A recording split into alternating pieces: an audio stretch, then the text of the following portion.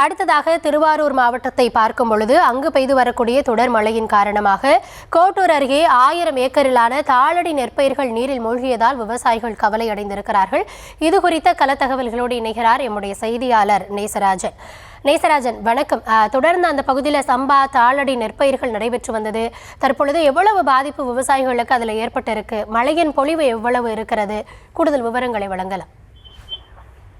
கௌதமி, டிட்வா புயலின் காரணமாக திருவாரூர் மாவட்டத்தில் நேற்று இரவு முதல் தொடர்ந்து தற்பொழுது வரை மழை பெய்து வருகிறது. இந்த நிலையில் திருவாரூர் மாவட்டத்தில் இந்த ஆண்டு 2,30,000 ஏக்கர் பரப்பளவில் சம்பா மற்றும் தாளடி நெல் சாகுபடி பணிகளில் விவசாயிகள் ஈடுபட்டு வருகின்றனர். நேற்று இரவு முதல் தொடர்ந்து பெய்து வரும் மழையின் காரணமாக கோட்டூர் அருகே 1000 ஏக்கர் தாளடி நெற்பயிர்கள் மழைநீரில் மூழ்கியுள்ளது. குறிப்பாக திருவாரூர் மாவட்டம் கோட்டூர் அருகே பல்லவராயன் கட்டளை, புழுதிக்குடி, கோட்டூர் உள்ளிட்ட பல்வேறு பகுதிகளில் இளம் தாளடி நெற்பயிர்கள் 1000 ஏக்கர் மழைநீரில் மூழ்கி விளைநிலங்கள் கடல் போல் காட்சியளிக்கிறது. இதனால் விவசாயிகள் ஒரு ஏக்கருக்கு 8000 செலவு செய்துள்ள நிலையில் பயிர்கள் அனைத்தும் அழுகி வருவதால் விவசாயிகள் வேதனை அடைந்துள்ளனர்.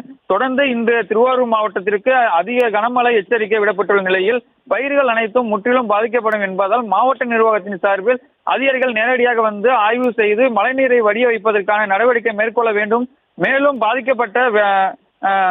பாதிக்கப்பட்ட நெல் பயிர்களுக்கு உரிய நிவாரணம் வழங்க வேண்டும் என விவசாயிகள் கோரிக்கை வைக்கின்றனர்.